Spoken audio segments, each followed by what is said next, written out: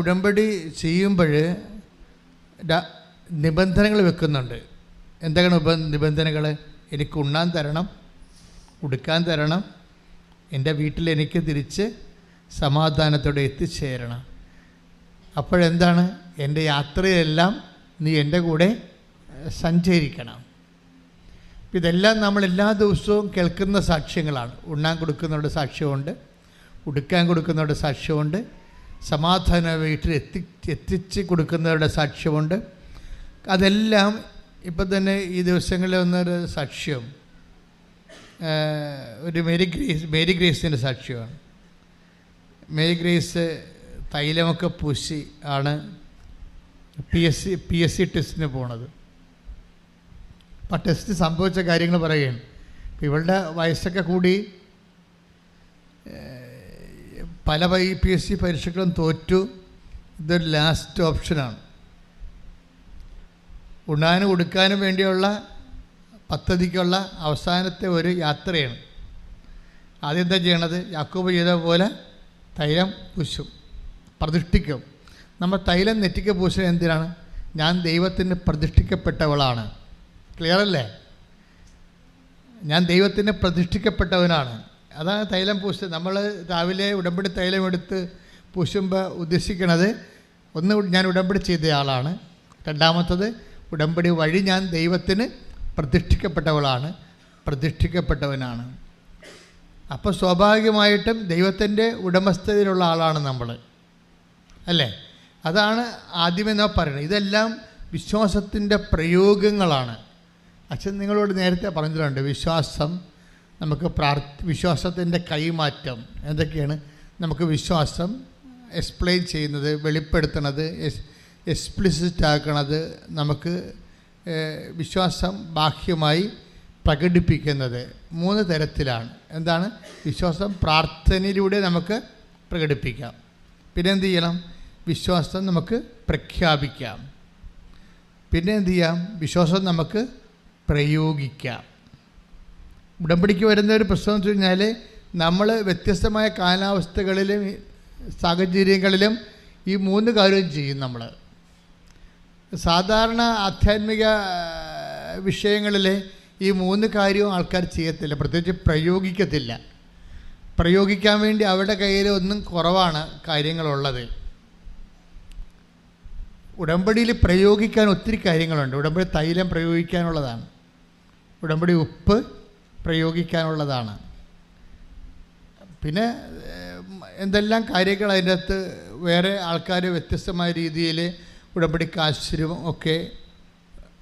അപ്പോൾ പ്രയോഗിക്കുമ്പോൾ അതിൻ്റെ അകത്ത് ഇംപ്ലിസിറ്റായിട്ട് വരുന്ന ഉള്ളടങ്ങിയിരിക്കുന്നൊരു കാര്യമുണ്ട്. പ്രാർത്ഥനയുണ്ട്, അതിൻ്റെ അകത്ത് പ്രഖ്യാപനമുണ്ട്. പ്രയോഗത്തിൻ്റെ ഒരു ഗുണം അതാണ്. പ്രാർത്ഥനയിൽ ചിലപ്പോൾ പ്രയോഗം ഉണ്ടാകത്തില്ല, പക്ഷെ പ്രയോഗത്തിൽ പ്രാർത്ഥന ഉണ്ടാവും, പ്രഖ്യാപനം ഉണ്ടാവും. അതാണ് നേർച്ച വസ്തുക്കളുടെ പ്രത്യേകത. അതാണ് നേർച്ച വസ്തുക്കൾ. അപ്പോൾ ഈ മോളെന്താ ചെയ്യണത്? ഉടമ്പടി തൈലം എടുത്ത് നെറ്റിക്ക് ചാർത്തിയിട്ടാണ് പ്രതിഷ്ഠിച്ചത്. തന്നെ പ്രതിഷ്ഠിച്ചിട്ടാണ് ഈ PSC ടെസ്റ്റിന് പോകുന്നത്. അവസാന യുദ്ധമാണ്. ഈ PSC ടെസ്റ്റ് അവർക്ക് എഴുതാൻ പറ്റത്തില്ല, ഏജ് ഓവറായിപ്പോയി. പക്ഷേ സംഭവിക്കുന്നത് അവർക്ക് സങ്കടകരമായ ചില അനുഭവങ്ങളാണ് അവിടെ സംഭവിച്ചത്. എന്താണ്?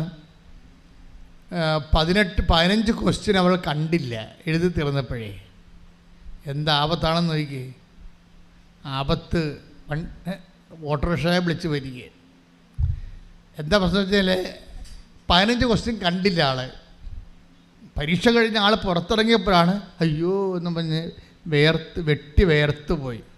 15 ക്വസ്റ്റ്യൻ, 2-3 ക്വസ്റ്റ്യൻ അല്ലേ, 15 ക്വസ്റ്റ്യൻ. അപ്പോൾ പിന്നെ എന്താ? തന്നെയല്ലേ ഇതെല്ലാം അറിയാവുന്നതാണ് ആളിനെ. അതോർത്തപ്പോൾ പിന്നെ കണ്ണിൽ നിന്ന് ചോരയാണ് വരണത്. ഇതെല്ലാം അറിയാവുന്ന സംഭവമാണ്, എല്ലാം അറിയാവുന്ന സംഭവമാണ്, കാണാതെ പോയത്. അപ്പോൾ നമ്മൾ ഓർക്കും, ഇത്രയും ഞാൻ ഉടമ്പടിയും എടുത്ത് ഇത്രയും കഷ്ടപ്പെട്ട് പോയിട്ടും അവസാനം ദൈവം എന്നെ ഇത് മറച്ച് കളഞ്ഞല്ല എന്ന് ഓർക്കും. ദൈവത്തിന് അങ്ങനെ ഒരു സംഭവമുണ്ട്, മറച്ച് കളഞ്ഞ പരിപാടി. പണ്ട് ശൂന്യംകാരി വരുമ്പോൾ ശൂന്യംകാരിയുടെ മകൻ മരിച്ച്, അപ്പോൾ ശൂനേംകാരി കരഞ്ഞു പിടിച്ച് മലയിറങ്ങി വരുന്നത് ഏലിയ പ്രവാചകൻ അകലെയെന്ന് കണ്ട്, ശൂനേംകാരി, കർത്താവ് അവളുടെ കാര്യം എന്നിൽ നിന്ന് മറച്ചു കളഞ്ഞല്ലോ എന്ന് നെടുവീർപ്പിട്ട് സങ്കടപ്പെടുകയാണ്. അവളുടെ കാര്യത്തിൽ അവളുടെ കുഞ്ഞ് മരിച്ചു, അതാണ് പ്രശ്നം. കുഞ്ഞ് മരിക്കണ കാര്യം ഈ ഏലിയ പ്രവാചകൻ പ്രാർത്ഥിച്ചിട്ടാണ് കുഞ്ഞ് ജനിച്ചത്. പക്ഷെ മരിക്കാൻ പോണ കാര്യം ഏലിയ പ്രവാചകനോട് പറഞ്ഞില്ല, മറച്ചു കളഞ്ഞു. Take the word of God. സ്തുതിക്കട്ടെ. Hallelujah, hallelujah, hallelujah. 2 രാജാക്കന്മാർ 4:27. ഒന്ന് രാജാക്കന്മാർ 2:27 വായിച്ചോളൂ. അവൾ മലയിൽ ദൈവപുരുഷന്റെ അടുത്തെത്തി അവന്റെ പാദങ്ങളിൽ പിടിച്ചു. അവളെ തള്ളി മാറ്റുന്നതിന് ഗഹസി മുൻപോട്ട് വന്നു.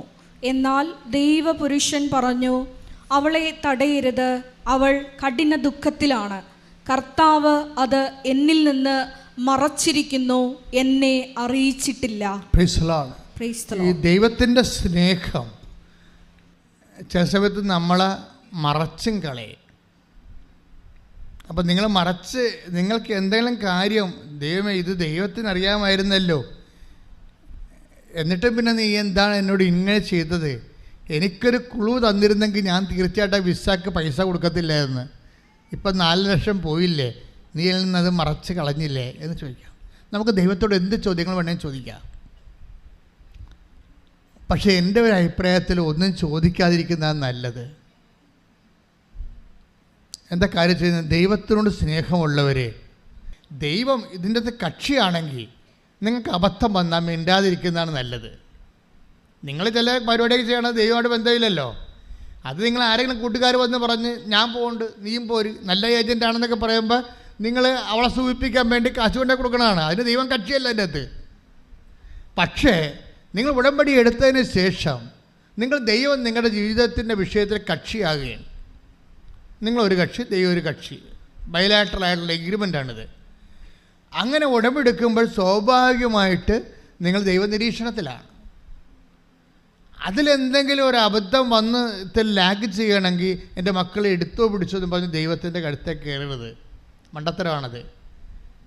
എന്താ വെച്ചാൽ കാര്യം, കർത്താവിന് അതിനേക്കാൾ ബെറ്റർ സെലക്ഷൻ ഉണ്ടെന്ന് അർത്ഥം.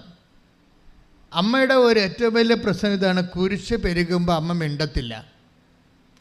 എൻ്റെ മക്കളെ ഒരു കാര്യം നിങ്ങൾ മനസ്സിലാക്കണം, അതായത് നിങ്ങൾ എപ്പോഴും cash and kind physical favours മാത്രമാണ് ദൈവത്തിൽ നിന്ന് കിട്ടണമെന്ന് പറഞ്ഞുകൊണ്ട് നിങ്ങൾ ദൈവത്തെ സമീപിക്കരുത്. It is not sense. ദൈവത്തിൽ നമുക്ക് ലഭിക്കാൻ സാധ്യതയുള്ളത് എന്താണ്? The power of the almighty, ദൈവത്തിൻ്റെ ശക്തിയാണ്. ദൈവത്തിൻ്റെ ശക്തി നമുക്ക് ലഭിച്ചാൽ ജീവിതത്തിൻ്റെ എന്ത് കാര്യത്തിന് വേണ്ടി വേണമെങ്കിലും അത് ഉപയോഗിക്കാൻ പറ്റും. അതിന് കൃപ എന്താണെന്നാണ് വിളിക്കുന്നത്. ഫിസിക്കൽ ഫേവേഴ്സിന് നമ്മൾ അനുഗ്രഹങ്ങളെന്നാണ് വിളിക്കുന്നത്. നിങ്ങൾ പലപ്പോഴും ദൈവത്തോട് തട്ടുപിടുത്തത്തിന് പോണത് അനുഗ്രഹങ്ങൾ നഷ്ടപ്പെടുന്നത് കൊണ്ടാണ്. അനുഗ്രഹങ്ങൾ ദൈവത്തിന് മുമ്പിൽ ഒരു വിലയുമില്ല. അത് ദൈവം ആർക്ക് വേണമെങ്കിലും കൊടുക്കും. നിരീശ്വരവാദിക്ക് വേണമെങ്കിലും അനുഗ്രഹം കൊടുക്കും. ഞാൻ പണ്ട് നിങ്ങളോട് പറഞ്ഞിട്ടുള്ളതാണ്, ജനറ്റിക്കൽ ബ്ലെസ്സിങ്സ് ഉള്ളതാണെന്ന്. ജനറ്റിക്കൽ ബ്ലെസ്സിങ്സ് അല്ലേ, ജനിതക ആനുകൂല്യം എന്ന് പറയും. എന്താണത്? ജനിപ്പിച്ചപ്പോൾ തന്നെ ദൈവം കൊടുത്തതാണ്. Take the bed of God. സന്താന പുഷ്ടിയുള്ളവരായി പേരുക. സ്തുതിക്കട്ടെ. Hallelujah, hallelujah, hallelujah, hallelujah, hallelujah, hallelujah. യേശുവേ നന്ദി, യേശുവേ സ്തുതി, യേശുവേ ആരാധന. Hallelujah, hallelujah, hallelujah. ഉൽപ്പത്തി 17:2. ഉൽപ്പത്തി 17:2. നീയുമായി ഞാൻ എൻ്റെ ഉടമ്പടി സ്ഥാപിക്കും. അത് ഉടമ്പടിയാണ് കേട്ടാ. ദൈവമായിട്ടുള്ള എല്ലാ ഏർപ്പാടുകളും ഉടമ്പടിയാണ്. ഞാൻ നിനക്ക് വളരെയേറെ സന്തതികളെ നൽകും. ഞാൻ നിനക്ക് വളരെയേറെ സന്തതികളെ നൽകും. അതായത് ദൈവത്തെ ജനിതകമെന്ന് പറയുന്നത് ജനിച്ചിപ്പിച്ചപ്പോൾ കൊടുത്തതാണ്. അത് 17:2 അല്ലത്. അത് മനുഷ്യനെ സൃഷ്ടിച്ചപ്പോൾ സന്താന പുഷ്ടിയുള്ളവരായി പെരുകി ഭൂമിയെ കീഴടക്കുവിന്. സ്തുതിക്കട്ടെ. Take the bed of God. സ്തുതിക്കട്ടെ. Hallelujah, hallelujah, hallelujah, hallelujah, hallelujah, hallelujah, hallelujah. യേശുവേ നന്ദി, യേശുവേ സ്തുതി. Hallelujah, hallelujah, hallelujah, hallelujah, hallelujah, hallelujah, hallelujah, hallelujah. ഉൽപ്പത്തി 1:28. ഉൽപ്പത്തി 1:28. ദൈവം അവരെ ഇങ്ങനെ അനുഗ്രഹിച്ചു. That is blessing, physical favours. ദൈവം പറഞ്ഞ ദൈവം ഇങ്ങനെ അവരെ അനുഗ്രഹിച്ചു. സന്താന പുഷ്ടിയുള്ളവരായി പെരുകുവിൻ. പറഞ്ഞ് സന്താന പുഷ്ടിയുള്ളവരായി പെരുകുവിൻ. സന്താന പുഷ്ടിയുള്ളവരായി പെരുകുവിൻ. ഭൂമിയിൽ നിറഞ്ഞ് അതിനെ കീഴടക്കുവിൻ. ഭൂമിയിൽ നിറഞ്ഞ് അതിനെ കീഴടക്കുവിൻ. അപ്പോൾ ഇതാണ് വിഷയം. രണ്ട് കാര്യങ്ങൾക്കാണ് മനുഷ്യന് അനുഗ്രഹം. ഒന്ന് ഫിസിക്കൽ ഫേവേഴ്സ്, അത് തീർച്ചയായിട്ടും ബോഡി പവറാണ്. സന്താന പുഷ്ടിയൊക്കെ ഉണ്ടാകുന്നതെല്ലാം മസിൽ പവറാണ്. പിന്നെ എന്താണ് പിന്നെ കൊടുത്തിരിക്കുന്നത്? എന്താണ്? ഭൂമിയെ കീഴടക്കുവിൻ. ഭൂമിയിലുള്ള എല്ലാ മനുഷ്യന് ഉണ്ടാകുന്ന എല്ലാ വെല്ലുവിളികളെയും നമുക്ക് അതിജീവിക്കാനുള്ളതാണ്. ശാസ്ത്രമൊക്കെ അങ്ങനെ വരണത്. ശാസ്ത്രമൊക്കെ വരുന്നത് അങ്ങനെയാണ്. ഭൂമിയെ മനുഷ്യൻ കീഴടക്കുകയാണ്. ഭൂമിയിലെ രോഗാണുക്കളെ വൈദ്യശാസ്ത്രം ചെയ്യണത് എന്താണ്? ഭൂമിയിലെ രോഗാണുക്കളെ കീഴടക്കുന്നു. അതുപോലെ ഓരോ സംഭവങ്ങളും മനുഷ്യൻ്റെ ജീവിതം പൂർണ്ണമായ ജീവിതം അനായാസമാക്കി തീർക്കുന്ന എല്ലാ മെക്കാനിസംസും സയൻസാണ്. അതെല്ലാം ഭൂമിയെ കീഴടക്കലാണ്. നമ്മളൊരു ഉപഗ്രഹം വിടണത് എന്തിനാണ്? അത് ശാസ്ത്രമാണ്. ഇപ്പോൾ ചന്ദ്രനിൽ ഇറങ്ങാൻ പോകുന്ന സമയമാണ്. ഒരു ഈ ദിവസങ്ങളിലാണ്. അപ്പം അങ്ങനെ വരുമ്പോൾ അതൊരു ഭൂമിയെ കീഴടക്കലാണ്. നമ്മളിങ്ങനെ ഉപഗ്രഹങ്ങളൊക്കെ അതുപോലെ തന്നെ ഈ ചന്ദ്രയാനൊക്കെ ചെയ്യുമ്പോൾ നമുക്കുണ്ടാകുന്നത് ശാസ്ത്രജ്ഞാനം വർദ്ധിക്കുകയാണ്, സാങ്കേതിക ജ്ഞാനം വർദ്ധിക്കുകയാണ്. അപ്പോൾ അത് വർദ്ധിക്കുന്ന അനുസരിച്ച് കൊണ്ട് നമുക്ക് ഇപ്പോൾ ഉപഗ്രഹങ്ങൾ തന്നെ നമുക്ക് കാലാവസ്ഥയെക്കുറിച്ച് പ്രെഡിക്റ്റ് ചെയ്യാൻ പറ്റും. ഒരു കൊടുങ്കാറ്റ് വരുന്നുണ്ടെങ്കിൽ അത് മനുഷ്യനെ വൈപ്പ് ഔട്ട് ചെയ്ത് കടലിൽ കൊണ്ട് മുക്കിക്കൊന്ന് കളയുന്നുണ്ടെങ്കിൽ ഒരു 10 ദിവസം മുമ്പ് തന്നെ അത് പ്രെഡിക്റ്റ് ചെയ്യും. കത്രീന കൊടുങ്കാറ്റ് വരുന്നുണ്ട്, അത് കേരളത്തിൻ്റെ തീരം തൊടാൻ സാധ്യത. ഉടനെ അത് ഉപഗ്രഹമാണ് പറഞ്ഞു തരണത്. അപ്പോൾ നമ്മൾ ഭൂമിയെ കീഴടക്കുകയാണ്. ശാസ്ത്രം എന്തിനാണ്? അപ്പം ശാസ്ത്രത്തിൻ്റെ എല്ലാ അനുഗ്രഹങ്ങളും ദൈവം കൊടുത്തതാണ്. സയൻസിൻ്റെ എല്ലാ അനുഗ്രഹങ്ങളും മനുഷ്യനും ബുദ്ധി കൊടുത്തപ്പോഴേ ഇവിടെ ജീവിച്ച് ഇത് ഭൂമിയിലുണ്ടാകുന്ന ജീവൻ നിലനിർത്തുന്നതിനെതിരെ നിൽക്കുന്ന എല്ലാ ശക്തികളെയും നമുക്ക് കീഴടക്കാൻ ദൈവം ആദ്യമേ തന്നെ നമുക്ക് ആശീർവാദം തന്നിട്ടുണ്ട്. അതിന് നമ്മൾ ഫിസിക്കൽ ബ്ലെസ്സിങ്സ് എന്നാണ് പറയണത്. അതിനിപ്പോൾ ക്രിസ്ത്യാനി ആകണമെന്ന വിശ്വാസിയാകണമെന്ന ഒരു നിർബന്ധവും ഇല്ല. ആർക്ക് വേണമെങ്കിലും, ഒരു മനുഷ്യനായി കഴിഞ്ഞാൽ ആർക്ക് വേണമെങ്കിലും ഈ ഫിസിക്കൽ ബ്ലെസ്സിങ്സ് കിട്ടും. ഇപ്പം എല്ലാവർക്കും വിശ്വാസമില്ലാത്ത എന്തുമാത്രം മനുഷ്യരാണ് ഉള്ളത് ഇല്ലേ? അവർക്ക് ഫിസിക്കൽ ബ്ലെസ്സിങ്സ് ഇല്ലേ? അവർക്ക് എന്തുമാത്രം അനുഗ്രഹമുണ്ട്. അത് ദൈവം ആദ്യമേ കൊടുത്തിരിക്കുന്നതാണ്. അവരംഗീകരിക്കുന്നില്ല എന്നുള്ളത് അതവരുടെ മാനസിക പരിമിതികളാണ്. അതിന് ദൈവത്തിനൊന്നും ചെയ്യാനില്ല. പക്ഷേ ദൈവം ഇതെല്ലാം കണ്ട് പരിപാലനയുടെ ഭാഗമായി നേരിട്ട് കൊടുക്കുന്നതാണ്. ഇതെല്ലാം സന്താന പുഷ്ടിയുടെ പെരുകണം, പിന്നെ എന്താ ഭൂമിയെ കീഴടക്കണം. ഇതാണ് ഫിസിക്കൽ ബ്ലെസ്സിങ്സ് എന്ന് പറയുന്നത്. ഇതിന് പ്രാർത്ഥിക്കേണ്ട പോലും കാര്യമില്ല. എന്തിനാ പ്രാർത്ഥിക്കണത്? പ്രാർത്ഥിച്ചില്ലെങ്കിലും ഇതൊക്കെ കിട്ടാവുന്നേ ഉള്ളൂ. പിന്നെ നമ്മളെ ആരാണ് ഈ പ്രാർത്ഥിക്കണത്? ഇതിനകത്ത് തന്നെ മെറിറ്റ് ഒരു വിഷയം കോമ്പറ്റീഷൻ സബ്ജക്റ്റ് ആയിക്കഴിഞ്ഞാൽ ഇപ്പോൾ നമ്മളിപ്പോൾ നിങ്ങൾക്ക് ആർട്ടിഫിഷ്യൽ ഇൻ്റലിജൻസിനെ പഠിക്കണം. That's okay. നിങ്ങൾക്ക് അതിനുള്ള ഭൂമിയെ കീഴടക്കാൻ കർത്താവ് അനുഗ്രഹിച്ചിട്ടുണ്ട്. പക്ഷേ എന്താ പ്രോബ്ലം വന്നിരിക്കണത്? എന്താ? ആർട്ടിഫിഷ്യൽ ഇൻ്റലിജൻസ് പഠിക്കണം നിങ്ങൾക്ക്, അതിൻ്റെ സീറ്റ് കുറവാണ്. കാര്യം പുതിയ സബ്ജക്റ്റ് ആയത് കാരണം, എല്ലായിടത്തും അതിന് പറ്റിയ ലാബോറട്ടറീസ് കുറവായ കാരണം നമുക്ക് യൂണിവേഴ്സിറ്റികളിൽ, ഇന്ത്യൻ യൂണിവേഴ്സിറ്റികളിൽ ചിലയിടത്തൊക്കെ സീറ്റ് കുറവാണ്. പക്ഷേ എല്ലാവരും ഇപ്പോൾ പണ്ട് ബികോമിന് ഇടിച്ച് കയറിയ ആൾക്കാരെല്ലാം ഇപ്പോൾ ആർട്ടിഫിഷ്യൽ ഇൻ്റലിജൻസിലേക്ക് ഇടിച്ച് കയറുകയാണ്. എന്താ? പക്ഷേ സീറ്റില്ല അവിടെ കോമ്പറ്റീഷൻ വരുന്നു. കോമ്പറ്റീഷൻ വരുമ്പോൾ എന്താ പ്രശ്നം? മെറിറ്റ് കുറവുള്ള ആൾക്കാരുണ്ടാവും. ബൈബിൾ ഇതിനെയാണ് not by merit but by grace വെച്ചിരിക്കുന്നത്. പിടിക്കുക ബ്ലെസ്സിങ്. അതായത് ഒരു വിഷയം നമ്മൾക്ക് ബ്ലെസ്സിങ്സിൻ്റെ ആ ചുറ്റുവട്ടങ്ങളിൽ നിന്ന് ചിലപ്പോൾ തെന്നി മാറും. കാര്യം എന്താണ്? ആൾക്കാരുടെ എണ്ണം കൂടും, മെറിറ്റുള്ള ആൾക്കാരുടെ എണ്ണം കൂടും, റാങ്ക് ലിസ്റ്റുള്ള ആൾക്കാരുടെ എണ്ണം കൂടും. എണ്ണം കൂടുമ്പോൾ പക്ഷേ സീറ്റ് കുറവാകും. അപ്പോൾ എന്ത് പറ്റും? മെറിറ്റില്ലാത്ത ഈ മെറിറ്റെന്ന് പറയണ മെറിറ്റുണ്ടെങ്കിലും സീറ്റില്ലാത്ത കാരണം മെറിറ്റില്ലാത്ത പോലെയാകും. അങ്ങനെ വരുമ്പോൾ എന്ത് പറ്റും? നോട്ട് ബൈ മെറിറ്റ് ആകും. അപ്പോൾ അതിന് ദൈവം വെച്ചിരിക്കുന്ന ഓപ്ഷനാണ് not by merit but by grace. നിൻ്റെ മെറിറ്റ് കൊണ്ടല്ല, എൻ്റെ കൃപ കൊണ്ടാണെന്ന്. ഹാർക്ക എന്ന് പറഞ്ഞ ഡൽഹി സെറ്റിലായിട്ടുള്ള ഒരു മലയാളി ഒരു സാക്ഷ്യം പറഞ്ഞ്. ഹാർക്ക, അവിടെ അമ്മയുടെ പേര് സ്വവ്യ എന്ന്. അവിടെ പ്രശ്നം വെച്ചാൽ അവർക്ക് UN സ്റ്റാഫിൽ മത്സരിക്കണവരെ UN സ്റ്റാഫായിട്ട് പരീക്ഷ എഴുതുകയാണ്. അപ്പോൾ UN സ്റ്റാഫ് എന്ന് പറയുമ്പോൾ അതിൻ്റെ ഒരു ടൈം എന്ന് പറയുന്നത് അത് സെലക്ഷൻ കിട്ടിയ അതിൻ്റെ ടൈം 6 മാസമാണ്. പോസ്റ്റർ ചെയ്ത് കഴിഞ്ഞാൽ 6 മാസം വേണം അത്. പക്ഷേ UN സ്റ്റാഫ് എന്ന് പറയുമ്പോൾ എന്തുമാത്രം എല്ലാ രാജ്യങ്ങളിലും ഉള്ള ആൾക്കാരാണ് UN സ്റ്റാഫിന് വേണ്ടി ആപ്ലിക്കേഷൻ കൊടുത്ത് എക്സാം ഫേസ് ചെയ്യണത്. അപ്പോൾ അവിടെ എന്നാ ചെയ്യണത്, അവളുടെ അമ്മ ഉടമ്പടി എടുത്തിട്ടുണ്ട്. അതാണ് അവിടെ ഗ്രേസ് എന്ന് പറയുന്നത്, ഉടമ്പടി എടുത്തിട്ടുണ്ട്. അപ്പോൾ അമ്മ ഉറപ്പായിട്ട് പറയും നിനക്കിത് കിട്ടും. അപ്പോൾ എന്താണ് ഇവൾ അറ്റൻഡ് ചെയ്യണമെന്നുള്ളത് ഇവൾക്ക് കോൺഫിഡൻസ് ഇല്ല. അതുകൊണ്ട് ഇവൾ ഹാർക്ക അമ്മയോട് പറയും ഞാനൊരു കാര്യം ചെയ്തിട്ടുണ്ട്, അമ്മ അത് എന്നോട് ചോദിക്കരുത്, എന്താണ് കാര്യമെന്ന് ചോദിക്കരുത്. കാര്യം എന്താണെന്ന് തോക്കുമെന്നറിയാം. ഇവൾക്ക് ഇങ്ങനെയുള്ള സ്റ്റുഡൻസിനുള്ള കുഴപ്പം, താൻ തോറ്റുമെന്ന് മറ്റുള്ളവർ അറിയണത് ഭയങ്കര ഷെയിമാണ്. അതാണ് അമ്മയോട് നേരത്തെ ജാമ്യം എടുക്കുവോള്. അമ്മ എന്താ അമ്മയോട് പറഞ്ഞത്, ഞാനൊരു കാര്യം ചെയ്തിട്ടുണ്ട്, പക്ഷെ അമ്മ ഞാൻ എന്താണ് ചെയ്തിരിക്കണമെന്ന് എന്നോട് ചോദിക്കരുത്. ഇവൾ UN ടെസ്റ്റ് എഴുതിയിരിക്കണതാണ് സംഭവം. ഇവളെങ്ങനെ തോക്കുമെന്നൊക്കെ ഉറപ്പാണ്. തോറ്റുപോയാൽ താൻ തോറ്റതാണെന്ന് അമ്മ പോലും അറിയരുത്. അപ്പം ചിലർക്കൊക്കെ അങ്ങനെയുള്ള ഒരു മാനസികാവസ്ഥ ഉണ്ട്. ഇത് മോശമായൊരു മാനസികാവസ്ഥയാണ്, മനസ്സിലായില്ലേ?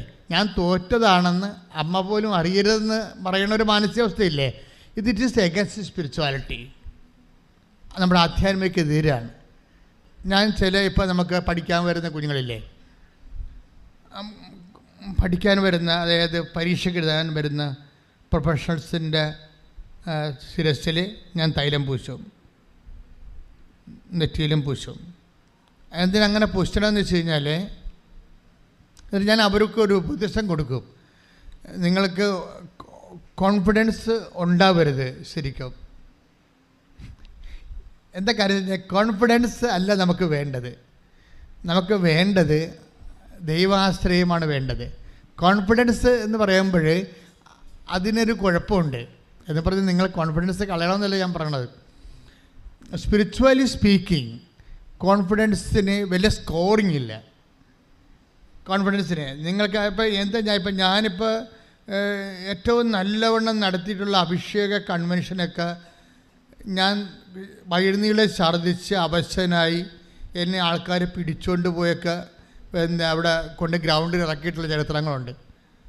അപ്പോൾ എനിക്കറിയാം എൻ്റെ തലയിലൊന്നുമില്ല, ഞാൻ പഠിച്ചതൊക്കെ മറന്നുപോയി, എനിക്ക് കോൺഫിഡൻസ് ഇല്ല. പക്ഷേ ഞാനൊരു നടത്തിയിട്ടുള്ള, ഇപ്പോഴല്ലേ ഞാൻ പുറത്ത് പോകാത്തത്, പണ്ട് എപ്പോഴും കൺവെൻഷൻ നടത്താൻ വേണ്ടി ഓരോ സ്ഥലത്ത് പോകും. പക്ഷേ പോകുമ്പോൾ എന്താ വെച്ചാൽ നമ്മളിപ്പോൾ എനിക്ക് ഇടവക, അല്ലെങ്കിൽ ഞാനൊരു റിലീജിയസ് അല്ലല്ലോ, ഇടവക വികാരിയല്ലേ. അപ്പോൾ ഇടവക വികാരി ആകുമ്പോൾ മിക്കവാറും മരിപ്പ്, കല്യാണം, ആ സമയത്ത് ഇറങ്ങുമ്പോഴായിരിക്കും ചിലപ്പോൾ ലാസ്റ്റ് സാക്രാമെൻ്റ് എന്നും പറഞ്ഞ ആൾക്കാർ വരുന്നത്. കടലോരത്താണ് ഇരിക്കണമെങ്കിൽ വള്ളം വെച്ചിരിക്കാൻ വരും. ഭയങ്കര തലവേദന പിടിച്ച പരിപാടിയായിരുന്നു. എന്നുവെച്ചാൽ നമുക്ക് ടെൻഷനായിരിക്കും എപ്പോഴും. നമ്മളിപ്പോൾ 6 മണിക്ക് കൺവെൻഷനിൽ കയറണം. അപ്പം നാട്ടിൽ നിന്ന് ഇറങ്ങുമ്പോൾ തന്നെ 3 മണിയാകും. വേറെ വല്ല ജില്ലയിൽ എറണാകുളത്ത് എവിടെയെങ്കിലുമൊക്കെ ഇരിക്കും. അപ്പോൾ ഇവിടുന്ന് ഇറങ്ങുമ്പോൾ തന്നെ അപ്പന അസുഖമായിട്ട് കിടക്കണം, ഒന്നുകൂടി കത്ത കൊടുക്കണമെന്ന് പറയും. അപ്പോൾ പിന്നെ എന്ത് ചെയ്യും, ആദ്യം വെച്ചാൽ അവൻ്റെ പുറകെ പോകും. അത് ചെയ്തിട്ടും വന്നിട്ടാണ് പിന്നെ പോകുമ്പോൾ സമയം തെറ്റിപ്പോവും. പിന്നെ ഇവിടുന്ന് അവിടം വരെ ജവമാല ചൊല്ലിക്കൊണ്ടിരിക്കും. ടെൻഷനാണേ, എന്ത് പറയണമെന്ന് അറിയത്തില്ല, ടെൻഷനാണ്. അതുകൊണ്ട് ജവമാല ചൊല്ലും. അപ്പോൾ നമ്മുടെ കോൺഫിഡൻസ് പോയി. ഞാൻ എൻ്റെ അനുഭവത്തിൽ നിന്നാണ് നിങ്ങളോട് പറയണത്. ഓരോ കാര്യങ്ങൾ, പല കാര്യങ്ങൾക്കും കോൺഫിഡൻസ് പോകണമെന്നാണ് എനിക്ക് തോന്നുന്നത്. ദൈവം ഒരു മനുഷ്യനെ രക്ഷിക്കാൻ വേണ്ടി, അവനെ സഹായിക്കാൻ വേണ്ടി ഇരിക്കുമ്പോൾ പലപ്പോഴും ചെയ്യണത് കോൺഫിഡൻസ് കളയുകയേ ചെയ്യത്തുള്ളൂ. കോൺഫിഡൻസിൻ്റെ പ്രശ്നം വെച്ചാൽ അതൊരു വാതിലാണ്, ശരിക്കും അതൊരു അടഞ്ഞ വാതിലാണ്. ദൈവത്തെ സംബന്ധിച്ച് ഇത് എവർ ഓപ്പൺ ആയിരിക്കണം. ഇപ്പോൾ ഇവളുടെ പ്രശ്നം എന്താണ്, അവളുടെ കോൺഫിഡൻസ് പോയി. ആരുടെ? ഈ തുമ്പൊളിക്കാരത്തിയുടെ മേരി ഗ്രേസിൻ്റെ. അവൾക്ക് എന്താ കോൺഫിഡൻസ് കളഞ്ഞത്? ആ 15 ക്വസ്റ്റ്യൻ അവൾക്ക് അറിയാവുന്നതായിരുന്നു. ആ 15 ക്വസ്റ്റ്യൻ വിട്ടുപോയി, കണ്ടില്ല. ദൈവകൃപ എപ്പോഴും നമ്മളെ തിരക്കി വരുമ്പോൾ ആ സമയത്ത് നമുക്ക് കോൺഫിഡൻസ് ഇല്ലാത്തവരായിട്ടാണ് നമ്മൾ കണ്ടെത്തുന്നത്. നിങ്ങൾക്ക് ദൈവത്തെ പഠിക്കണം നമ്മൾ ശരിക്കും. അല്ലാതെ ഓരോരോ കാര്യത്തിന് ഇങ്ങനെ ദൈവത്തിൻ്റെ കഴുത്തേ കയറി മോന്തം കയറ്റി ഫൈറ്റ് ചെയ്ത് നടക്കരുത്. എന്താ കർശനത്തിൽ അമ്മയെ കണ്ടാണ് പഠിക്കേണ്ടത്. നിങ്ങൾ ദൈവത്തെ പഠിക്കണമെങ്കിൽ ആദ്യം മറിയത്തെ പഠിക്കണം. മറിയം ഈ കാലാവസ്ഥയെല്ലാം കണ്ട ആളാണ്. മറിയം വളർന്നു വന്ന സാഹചര്യങ്ങളിൽ അമ്മയുടെ വാക്കുകൾ, അമ്മയുടെ സുവിശേഷത്തിൽ എന്നെ ഏറ്റവും എപ്പോഴും ആകർഷിക്കുന്നത് അമ്മ മിണ്ടിയില്ലെന്നാണ്. പക്ഷേ അമ്മ ഹൃദയത്തിൽ സംഗ്രഹിച്ചു. അതാണ് വേറെ എല്ലാ വിശുദ്ധന്മാരെക്കാളും അമ്മയെ ഉയർത്തി നിർത്തുന്നത് ഈ മൗനമാണ്. അത് അമ്മ എപ്പോഴൊക്കെ മൗനം എടുത്തണം നിങ്ങൾക്കറിയാമോ? അമ്മ മൗനം എടുക്കുന്നത് മുഴുവനും ഭയങ്കരമായ ചങ്കതകരുന്ന അവസ്ഥയിലാണ് മൗനം എടുക്കുന്നത്. നമുക്ക് ദൈവത്തോടൊരു യുദ്ധത്തിന് തയ്യാറാകുന്ന അവസ്ഥയിൽ ദൈവം നമ്മുടെ അസ്ഥിക്കുമേൽ നിരക്കാത്ത ഒത്തിരി കാര്യങ്ങൾ ചെയ്യുമ്പോഴാണ് അമ്മ മൗനം പാലിക്കുന്നത്.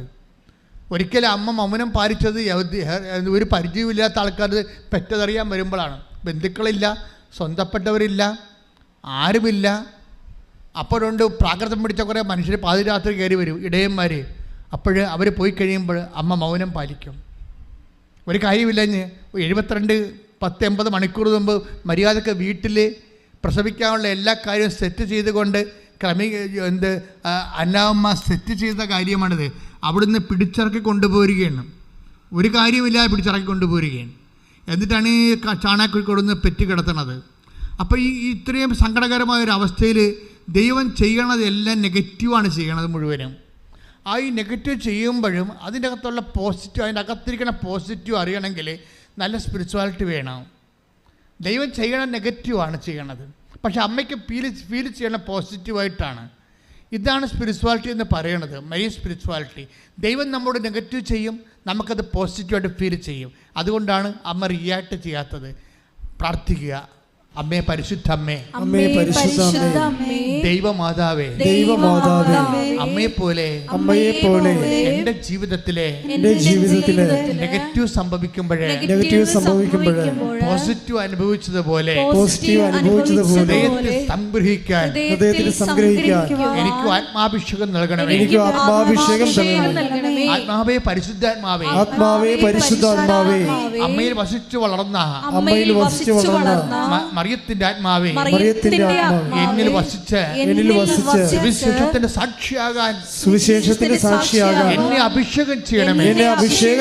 ശ്രദ്ധിക്കട്ടെ.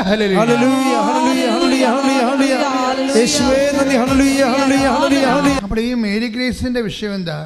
മേരി ഗ്രേസ് പരീക്ഷ കഴിഞ്ഞ് പുറത്തിറങ്ങിയപ്പോഴാണ് അറിയണത് 15 ക്വസ്റ്റ്യൻ കണ്ടില്ല. ധൃതിക്ക്, വെബ്രാളത്തിൽ, വ്യഗ്രതയിൽ കാണാതെ പോയി. പക്ഷെ സങ്കടം എന്താ? ആ ക്വസ്റ്റ്യൻ എല്ലാം അറിയാവുന്ന ക്വസ്റ്റ്യനാണ്, അതാണ് പോയത്. അപ്പോൾ ജീവിതം തീർന്ന്. ഇതെല്ലാം അതെ ഒന്ന് കറുപ്പിക്കാൻ സമയം കിട്ടിയാൽ മതി. ഇതെല്ലാം ഡാർക്കൻ ചെയ്യുന്ന പരീക്ഷയാണ്. ഒന്ന് കറുപ്പിച്ചാൽ മതി. അറിയാവുന്നതാണ്, കറുപ്പിക്കാൻ ഒത്തില്ല.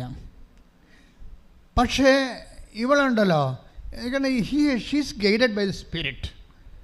അതുകൊണ്ടാണ് ദൈവത്തിൻ്റെ ഒക്കെ ഒന്ന് തോന്നിവാസം പറയാഞ്ഞത്.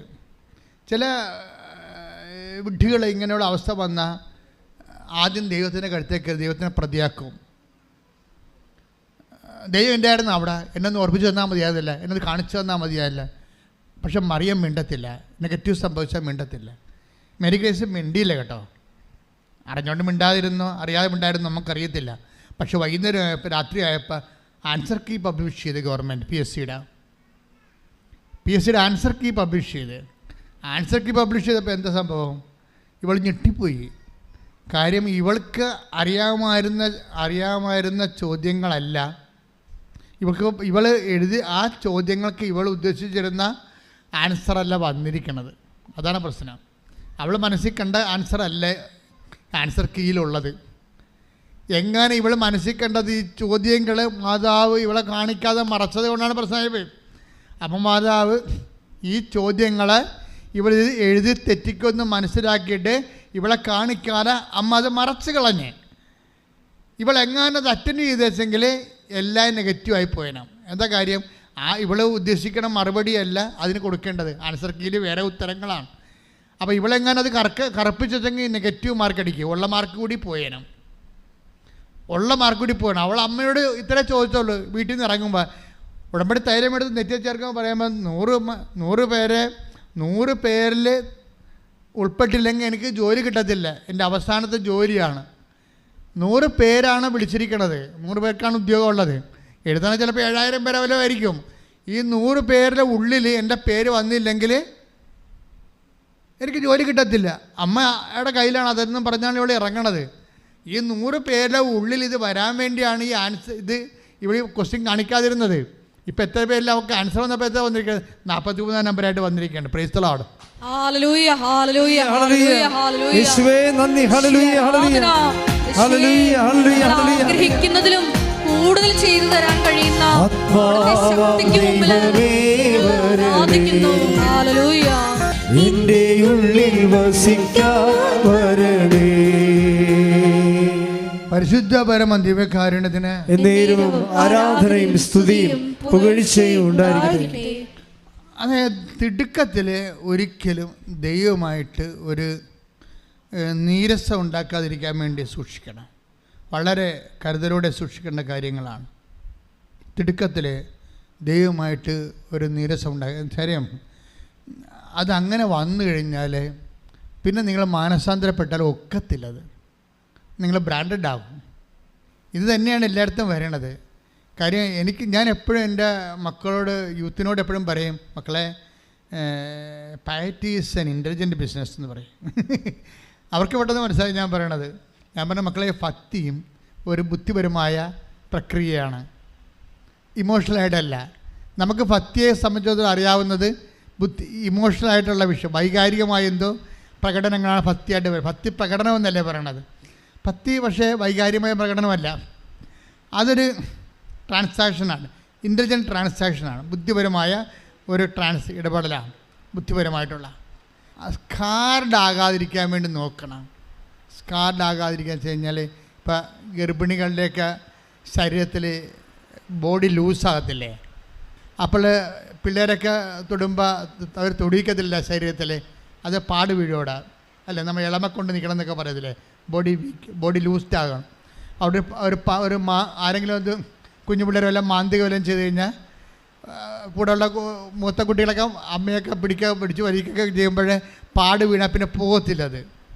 ഇതെന്നാ പറഞ്ഞ പോലെയാണ് ദൈവമായിട്ടുള്ള ഏർപ്പാട്. ദൈവത്തിൻ്റെ നമ്മുടെ ആത്മാവിൽ പാട് വീഴാതിരിക്കാൻ നോക്കണം.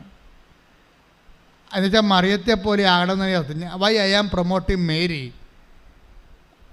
ഞാനൊരു നിത്യസായ മാതാവിനല്ല നിങ്ങളുടെ അടുത്ത് പ്രൊമോട്ട് ചെയ്യണത്. ഞാൻ പ്രൊമോട്ട് ചെയ്യണത് കൃപാവര മധ്യസ്ഥയാണ് പ്രൊമോട്ട് ചെയ്യണത്. കൃപാസന മാതാവ് എന്ന് പറയുന്നത് ആരാണ്? കൃപാവര മധ്യസ്ഥയാണ്, മദർ ഓഫ് ഗ്രേസാണ്.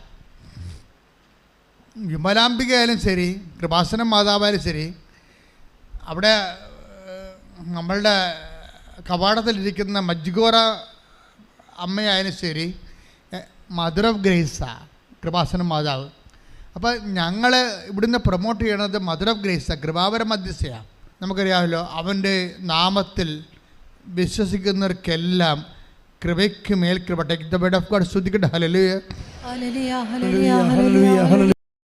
ജീവിതത്തിൽ ഉണ്ടാകുന്നത് അപ്പോൾ നിങ്ങൾ വളർച്ചയുടെ പാതയിലാണ്. ലെസ് കംപ്ലൈൻസ് എന്നുവെച്ചാൽ പരാതികൾ കുറഞ്ഞു വരിക, പരിഭവങ്ങൾ കുറഞ്ഞു വരിക, ജീവിതത്തിൽ നിരാശകൾ കുറഞ്ഞു വരിക. ലെസ് കംപ്ലൈൻസ് ആകുമ്പോഴാണ് നിങ്ങൾ പൂർണ്ണതയിലേക്ക് വരുന്നത്. അതുകൊണ്ടാണ് ഈശോ പറയണത്, ഈ വെള്ളം കുടിക്കണവന് ഇനിയും ദാഹിക്കും അല്ലേ? ഞാൻ തരുന്ന വെള്ളം കുടിക്കുന്നവർക്ക് ഒരിക്കലും ദാഹിക്കുകയില്ല. ശ്രദ്ധിക്കട്ടെ. Hallelujah hallelujah hallelujah hallelujah. Yohannan 4:13. Yohannan 4:13. Yesu പറഞ്ഞു യേശു പറഞ്ഞു ഈ വെള്ളം കുടിക്കുന്ന ഏവനും വീണ്ടും ദാഹിക്കും. എന്നാൽ ഞാൻ നൽകുന്ന വെള്ളം കുടിക്കുന്നവന് പിന്നീട് ഒരിക്കലും ദാഹിക്കുകയില്ല. എന്താ പ്രോബ്ലം വെച്ചാൽ നമ്മളിങ്ങനെ ആത്മാവിൽ നിറയുന്നതനുസരിച്ച് കൊണ്ട് പരാതികൾ, പരിഭവങ്ങൾ, നിരാശകൾ കുറഞ്ഞു വരും. അപ്പോൾ നമ്മുടെ നിരാശ കുറയാനും പരാതികൾ കുറയാനും ദൈവമായിട്ട് യുദ്ധം ചെയ്യാനും മോന്തം കയറ്റി നടക്കാതിരിക്കാനൊക്കെ നല്ലത് പരിശുദ്ധാത്മാവിൽ നിറയുക തന്നെയാണ്. ഒരിക്കലും നിങ്ങൾ പരാതി ഒരിക്കലും ദൈവത്തെ പറയരുത്. കാര്യം അപ്പോൾ തന്നെ ബ്രാൻഡഡ് ആകും. കാര്യം പരാതി എന്ന് പറയുന്ന സാധനം ദൈവം എടുക്കുന്നത് നിങ്ങൾ പറയുന്ന ഭാഷയിലല്ല. ഒരു പരാതി പറഞ്ഞപ്പോൾ എന്നായിരിക്കാൻ, അങ്ങനെയല്ല. അതിന് വേറെ രീതിയിലാണ് അവിടെ കൗണ്ട് ചെയ്യണത്. ഇപ്പം ഞങ്ങൾക്കൊക്കെ സെമിനാറിലൊക്കെ പഠിക്കുമ്പോൾ മാർക്ക് കുറഞ്ഞാൽ എന്താ 2 എഴുതിയെടുക്കണമെന്ന് നമ്മൾ പറയും. പക്ഷേ സെമിനാറിലെ അച്ഛന്മാരതല്ല പറയണത്, ദൈവവിളിയില്ലെന്ന് അവർ പറയണത്. അതുപോലെ നിങ്ങൾ പരാതിപ്പെട്ട ദൈവം കൗണ്ട് ചെയ്യണത് ആത്മാവിൻ്റെ പ്രവർത്തനമില്ല, ജഡിക സ്ത്രീയാണെന്നാണ് പറയണത്. അയ്യോ, എന്നാ കഷ്ടമാണല്ലേ. ആത്മാവിൻ്റെ നിങ്ങൾക്ക് പരാതികളുണ്ടെങ്കിൽ നിങ്ങൾ ആത്മാവിൻ്റെ പ്രവർത്തനമല്ല, ജഡിക സ്ത്രീയാണ്. ലോകത്തിൻ്റെ ആത്മാവിലാണ് നയിക്കപ്പെടുന്നത്, പരിശുദ്ധാത്മാവിനല്ല. അപ്പോൾ 8:14 വർക്കൗട്ട് ചെയ്യ ഉടനെ ദൈവാത്മാവിനാൽ നയിക്കപ്പെടുന്നവരെ ദൈവത്തിൻ്റെ മക്കളാണ്. മനസ്സിലായില്ലേ? നമ്മൾ പരാതി പറഞ്ഞാൽ ദൈവം എന്താ കണക്കാക്കേണ്ടത്? ആത്മാവിനല്ല നയിക്കപ്പെടുന്നത്. അപ്പം അങ്ങനെ വന്നു കഴിയുമ്പോൾ നമ്മളെ ലോകത്തിൻ്റെ സന്തതിയായിട്ടാണ് ദൈവം കൗണ്ട് ചെയ്യണത്. അല്ലേ? Take the word of God. ശ്രുതിക്കട്ടെ ഹല്ലേലൂയ. റോമ 8:17. നാം മക്കളെങ്കിൽ അവകാശികളുമാണ്. പറഞ്ഞേ, നാം മക്കളെങ്കിൽ അവകാശികളാണ്. ദൈവത്തിന്റെ അവകാശികളും ക്രിസ്തുവിന്റെ കൂട്ടവകാശികളും. അപ്പൊ എന്താ പ്രോബ്ലം വെച്ച് കഴിഞ്ഞാൽ പരാതികൾ വന്നു, പരിഭവങ്ങൾ വന്നാൽ അപ്പം തന്നെ ദൈവാത്മാവിനാൽ നയിക്കപ്പെടുന്നില്ല. പിന്നെ ലോകാത്മാവിനാലാണ് നയിക്കപ്പെടുന്നത്. ലോകാത്മാവിലാണ് നയിക്കപ്പെടുന്നതെങ്കിൽ പിന്നെ ദൈവത്തിൻ്റെ മക്കളല്ല, പിന്നെ അവകാശികളുമല്ല. തീർന്ന പരിപാടി. ഇത് ഇവിടം കൊണ്ട് എത്തത്തില്ല. ഈ സംഭവം പെട്ടെന്ന് പറഞ്ഞാൽ തീരത്തില്ല. ഇത് അമ്മയ്ക്ക് നല്ലവണ്ണം അറിയാവുന്ന കൊണ്ടാണ് പ്രസവിച്ച് കട്ടൻ ചായ പോലും കിട്ടാതെ ഈ പാതിരക്ക് കിടക്കുമ്പോഴും പല പ്രാകൃതം പിടിച്ച മനുഷ്യരും വരുമ്പോഴും മിണ്ടാണ്ടിരിക്കണതാണ്. ആത്മാവിനാൽ നയിക്കപ്പെടുകയാണ്. മനസ്സിലായില്ലേ? പരിശുദ്ധാത്മാവിനാൽ അമ്മ നയിക്കപ്പെട്ടിരിക്കുന്ന സാഹചര്യം എന്താണെന്നറിയാമോ? ഒരു ചോരക്കുഞ്ഞിനെ പെറ്റ രാത്രിയിൽ പ്രാകൃതം പിടിച്ച മനുഷ്യർ ഒരു പട്ടിക്കുഞ്ഞ് ഒരു പട്ടി പറ്റിക്കിടക്കണ പോലെ കിടക്കേണ്ടി വന്ന സാഹചര്യത്തിൽ മിണ്ടാതിരുന്നതാണ് ആത്മാവ് നയിക്കപ്പെട്ടിരിക്കുന്നത്. അതുകൊണ്ട് തന്നെ സ്വാഭാവികമായിട്ട് പിന്നെ അടുത്ത നടപടി എന്താണ്? അമ്മ നിങ്ങൾക്കറിയാവില്ല, അമ്മയെ കണ്ടപ്പോൾ മാലാഖ എന്താ പറഞ്ഞത്? അത് എന്താ പറഞ്ഞത്? Hail Mary full of grace, take the word of God. സ്തുതിക്കട്ടെ hallelujah. Hallelujah hallelujah hallelujah hallelujah hallelujah. യേശുവേ നന്ദി. Hallelujah hallelujah hallelujah hallelujah hallelujah. Luka 1:28. ദൂതൻ അവളുടെ അടുത്ത് വന്നു പറഞ്ഞു, ദൈവകൃപ നിറഞ്ഞവളെ സ്വസ്തി, കർത്താവ് നിന്നോട് കൂടെ. അപ്പോൾ അമ്മയെക്കുറിച്ചുള്ള ദൈവത്തിൻ്റെ അസസ്മെൻ്റാണ്, ഒരു ഇൻറ്റേർണൽ അസസ്മെൻ്റാണ്. നിങ്ങൾക്ക് കോളേജൊക്കെ പഠിക്കുന്നവർക്ക് അറിയാതെ ഇൻറ്റേർണൽ അസസ്മെൻ്റ് ഉണ്ടാവും അല്ലേ? സമരക്കാരൊക്കെ കോളേജിലൊക്കെ സമരമൊക്കെ ഒതുങ്ങിയത് എങ്ങനെയാണ്? ഈ ഇൻറ്റേർണൽ അസസ്മെൻറ്റ് വന്നപ്പോഴല്ലേ. ഈ ഇൻറ്റേർണൽ അസസ്മെൻ്റ് എന്നും പറഞ്ഞ സാധനമുണ്ട്. ആന്തരികമായിട്ടുള്ള ആൾക്കാരെക്കുറിച്ച് ഇവാലുവേഷനാണത്. അപ്പോൾ ആന്തരിക ഇവാലുവേഷൻ അതിപ്പോൾ ഓരോരുത്തർക്കും അല്ലേ പ്രശ്നം. അവിടെ സ്വഭാവം അതിൻ്റെ അകത്തുണ്ട്, അത് മാർക്കുണ്ട്. അതിന് കോളേജിലെ പെരുമാറ്റ രീതികൾക്ക് മാർക്കുണ്ട്. ആ ഇൻറ്റേർണൽ അസസ്മെൻ്റാണ് കറക്റ്റ് അസസ്മെൻറ്റ്. ദൈവത്തിന് മറിയത്തെക്കുറിച്ച് നല്ല ഇൻറ്റേർണൽ അസസ്മെൻ്റ് ഉണ്ട്, നമ്മളെക്കുറിച്ചുണ്ടേ. അതാണ് പ്രശ്നം. നമ്മളതാണ് ശ്രദ്ധിക്കേണ്ടത്. ദൈവത്തിന് എന്നെക്കുറിച്ചുള്ള ഇൻറ്റേർണൽ അസസ്മെൻ്റ് എന്തായിരിക്കും, ആന്തരിക വിലയിരുത്തൽ എന്തായിരിക്കും, അതൊരു പ്രധാനപ്പെട്ട കാര്യമാണ്. കുറച്ച് പാപം ഉപേക്ഷിച്ച കൊണ്ട് തന്നെ ഇവിടെ ചെന്ന് അവസാനിക്കണില്ല, ഈ വിഷയം തീരണില്ല. നിങ്ങൾ ചിന്തിക്കേണ്ടത്, നിങ്ങൾ XOR Y വിൻസെൻ്റ് ഒരു മറിയാമ്മ, ദൈവത്തിന് നീ മകളാണല്ലോ, അല്ല മകനാണല്ലോ, നിന്നെക്കുറിച്ചുള്ള ദൈവത്തിൻ്റെ ആന്തരിക വിലയിരുത്തൽ എന്താണ്? അതാണ് ഉടമ്പടിയിൽ പെട്ടെന്ന് കത്താനും താമസിക്കാനും ഇടയാകുന്ന content. The content of reference. കവനൻ്റിലെ ദ കണ്ടൻറ്റ് ഓഫ് റെഫറൻസ് എന്ന് പറഞ്ഞാൽ എന്താണ്? ദൈവത്തിനെക്കുറിച്ചുള്ള നിൻ്റെ ആന്തരികമായ വിലയിരുത്തലാണ്. നീ ആരാണെന്നാണ് ഈശോ അങ്ങനെ ചോദിച്ചിട്ടുണ്ട് അപ്പോസ്തലന്മാരോട്. ഞാൻ ആരാണെന്നാണ് നിങ്ങൾ പറയുന്നത്? ഇത് തന്നെയാണ് നമുക്കും വരേണ്ടത്. നിങ്ങൾ ആരാണെന്ന്, അല്ലെങ്കിൽ ഞാൻ ആരാണെന്നാണ് ദൈവം പറയുന്നത്. ഉടമ്പടി പെട്ടെന്ന് കത്താനുള്ള ഏറ്റവും നല്ലൊരു പോയിൻ്റാണിത്. നിങ്ങളന്ന് ആത്മശോധന ചെയ്യണം, നല്ലതായിരിക്കും. ഒരു ഇന്ത്യൻ അസസ്മെൻറ്റ്, നിങ്ങൾ ആരാണെന്നാണ് ദൈവം പറയണത്. മറിയത്തെക്കുറിച്ച് നല്ല ഇന്ത്യൻ അസസ്മെൻ്റാണ്. എന്താ പറഞ്ഞിരിക്കണത്? ലൂക്ക 1:28 വായിച്ച് ശ്രുതികട്ടെ. Hallelujah hallelujah hallelujah hallelujah hallelujah. ദൈവകൃപ നിറഞ്ഞവളെ സ്വസ്തി. ദൈവകൃപ നിറഞ്ഞവളെ സ്വസ്തി. അപ്പോൾ മറിയം ആരാണ്? ദൈവകൃപ നിറഞ്ഞവൾ. അതാണ് ഇന്ത്യൻ അസസ്മെൻറ്റ്, ആന്തരിക വിലയിരുത്തൽ. മറിയം ആരാണ്? ദൈവകൃപ നിറഞ്ഞവൾ, ദൈവത്തിൻ്റെ ശക്തി നിറഞ്ഞവളാണ്. പക്ഷേ എന്താ പ്രശ്നം? ഈ ദൈവത്തിൻ്റെ ശക്തി നിറഞ്ഞെന്ന് വിചാരിച്ചുകൊണ്ട് ദൈവം ആ പഠനവും പാഠശാലയും ഒന്നും നിർത്തത്തില്ല. അമ്മയോട് ദൈവം അത്രയേ പറഞ്ഞിരിക്കണം, മറിയമേ നീ പഠിക്കാൻ അത്രയും പഠിച്ചോളാൻ പറയും, പഠിക്കണം അത്രയും പഠിക്കാം. അതുകൊണ്ട് അടുത്ത പാഠം കൊടുക്കും. എന്താ അടുത്ത പാഠം? ഈജിപ്തിലോട്ട് പറഞ്ഞു വിടി ചോരക്കുഞ്ഞിനെയും കൊണ്ട്. വല്ല കഥയുണ്ടാ? നേരെ വീട്ടിൽ പോയാൽ പോരെ? വീട്ടിൽ നിന്നല്ലേ വന്നത് ഇവർ. ഇപ്പം മറിയത്തിൻ്റെ മനസ്സിലെന്താണ്? ഈ ബെത്ലഹേമിൽ നിന്ന് എഴുന്നേറ്റ് വീട്ടിൽ പോകണം, 10-90 ദിവസം റെസ്റ്റ് എടുക്കണം, വല്ല ലേഖ്യമോ കുഴമ്പോ എന്താണ് ഉള്ളതൊക്കെ കഴിച്ച് അവിടെ പ്രസവ രക്ഷയൊക്കെ കഴിഞ്ഞിരിക്കണമെന്നാണ് ഞങ്ങൾ പുള്ളിക്കാരെ ഉദ്ദേശിക്കണത്. പക്ഷേ ദൈവം അത് ഉദ്ദേശിക്കണില്ല. എന്ത് ചെയ്യും? ദൈവം പറയും ഈജിപ്തിൽ പോയിക്കൊള്ളാൻ പറയും. അവിടെ ഒരു രക്ഷയുമില്ല. അവിടെ ഭക്ഷണം കിട്ടാൻ പാടാണ്, അവസരപ്പിതാൻ അറിയാവുന്ന പണിയും അവിടെ ഇല്ല. എല്ലാം കൊണ്ടും കൺഫ്യൂഷനിലേക്കാണ് വിടണത്. പോകാതിരിക്കാൻ പറ്റത്തില്ല. എന്താ കാരണം എന്ന് വെച്ച് കഴിഞ്ഞാൽ, hail Mary full of grace എന്നല്ല പറയണത്, കൃപ നിറഞ്ഞവളെ സ്വസ്തി. പക്ഷേ മറിയത്തെ പോലെയുള്ള ഒരാളിന് ഈ കൃപ നിറയണമെങ്കിൽ ഈ മനുഷ്യന്മാർക്കും പറ്റും, ആർക്ക് വേണമെങ്കിലും പറ്റും, എനിക്കും പറ്റും. അല്പം ഒന്ന് ശ്രദ്ധിച്ച കൃപ നിറയാൻ പറ്റും. ഇവിടെ പ്രോബ്ലം വെച്ചാൽ ദൈവം ഉദ്ദേശിക്കുക അവൻ്റെ നാമത്തിൽ വിശ്വസിക്കുന്നെങ്കിൽ അവർക്ക് അഡീഷണൽ ഗ്രേസ് ഉണ്ട്. എന്താണ്? കൃപയ്ക്ക് മേൽ കൃപ. അതാണ് പ്രശ്നം. ഈ മറിയത്തിട്ടുണ്ട് ഈ കുരിശെല്ലാം ഇടണത് എന്താണ്? നിങ്ങളെപ്പോഴും ഓർത്തേക്കണം, നിങ്ങൾ ഉടമ്പടി ചെയ്തിട്ടും കുരിശ് കൂടുന്നുണ്ടെങ്കിലേ സബ്ജക്റ്റ് നിങ്ങൾ പറഞ്ഞ ഉടമ്പടി വെച്ചിരിക്കുന്ന സബ്ജക്റ്റ് അല്ല. എൻ്റെ മക്കളെ ശ്രദ്ധിക്കുന്നുണ്ടോ? ഉടമ്പടി വെച്ചിട്ടും ചില വിഷയങ്ങൾക്ക് കുരിശ് കൂടുന്നുണ്ടെങ്കിലേ ദൈവം ഉദ്ദേശിക്കുന്ന സബ്ജക്റ്റ് നിങ്ങൾ ഉദ്ദേശിക്കുന്ന സബ്ജക്റ്റ് അല്ല, അത് കൃപയാണ്. അവൻ്റെ നാമത്തിൽ വിശ്വസിക്കുന്നവർക്കല്ലേ യോഹന്നാൻ 1:16 പറയുന്നു, കൃപയ്ക്ക് മേൽ കൃപ ലഭിക്കണമെന്നുണ്ടെങ്കിൽ കൈകെട്ടിയിരുന്ന കൃപയ്ക്ക് മേൽ കൃപ കിട്ടത്തില്ല. കൃപയ്ക്ക് മേൽ കൃപ ലഭിക്കുന്നത് ക്രോസ് അപ്പോൺ ക്രോസ് വരുമ്പോഴാണ്. കുരിശിന് മേൽ കുരിശ് വരുമ്പോൾ ഓർക്കുക, ഇത് കൃപയ്ക്ക് മേൽ കൃപയുള്ള തരാൻ വേണ്ടിയുള്ള ദൈവത്തിൻ്റെ നടപടിക്രമമാണെന്ന് കൈയിടിച്ച് കർത്താവ്.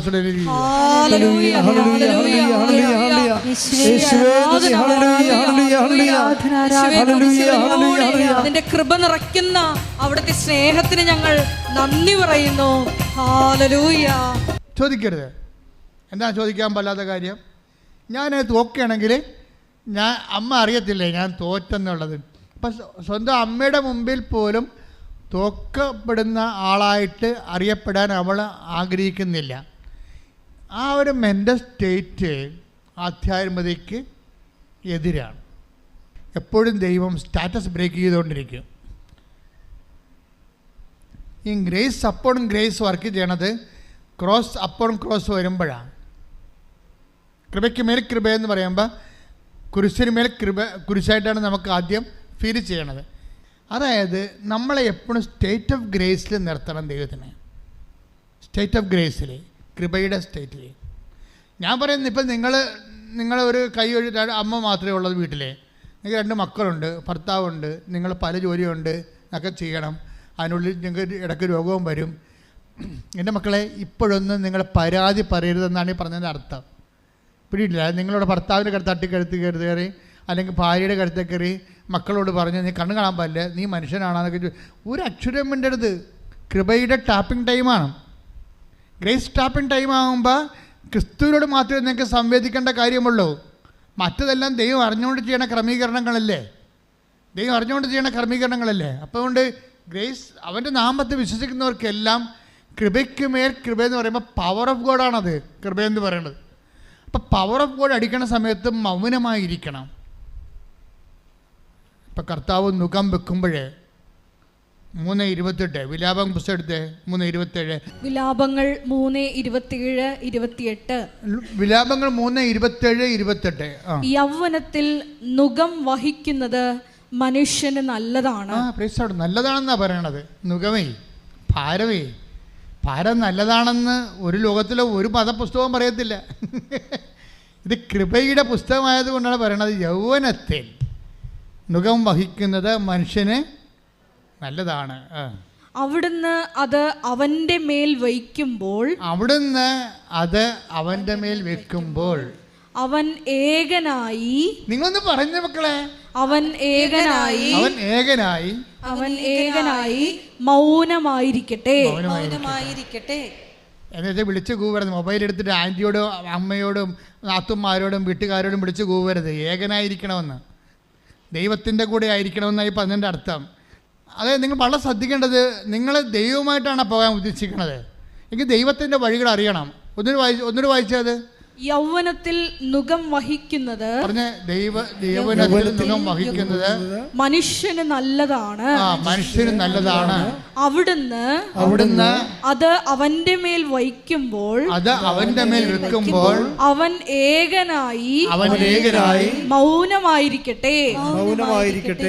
നുകം വെക്കുമ്പോൾ അതറിയാം, അമ്മയ്ക്കറിയാം. അപ്പായാണ് നുകം വെച്ചിരിക്കണമെന്ന് അറിയാം. അതുകൊണ്ടാണ് ഹൃദയത്തിൽ സംഗ്രഹിക്കണത്. ഈശോ കാണാതെ പോയില്ലേ? ഈശോ കാണാതെ പോയപ്പോൾ അപ്പനും അമ്മയും കൂടി തിരക്കി ചെല്ലുമ്പോൾ ഈശോ ചോദിക്കണത് അമ്മയോട് ചോദിക്കാൻ പറ്റുന്ന ചോദ്യമാണോ? നിങ്ങളെന്താ എന്നെ അന്വേഷിച്ചത്? ഞാൻ എൻ്റെ പിതാവിൻ്റെ കാര്യത്തിൽ വ്യാപൃതനായിരിക്കേണ്ടവനല്ലേ?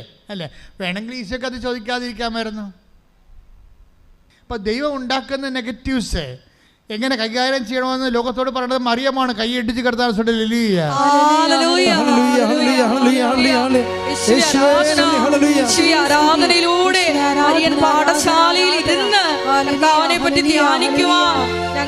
നുകം വെക്കുന്നത് നല്ലതാണ്. മനസ്സിലായില്ലേ? നിങ്ങൾ ഓരോരുത്തർ പറയത്തില്ലേ ഉടനെ അവരെന്ത് പറയാനാണ്?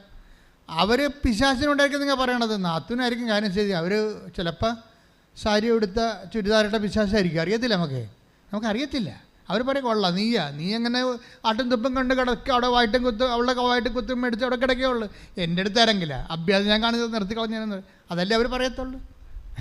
അതല്ലേ അവർ നിങ്ങളെ പറയുന്ന ആൾക്കാർ നിങ്ങളെ ആശ്വസിപ്പിക്കാൻ ഇതല്ലേ പറയത്തുള്ളൂ. അവളുടെ ക്യാമത്തല്ലേ പറയത്തുള്ളൂ.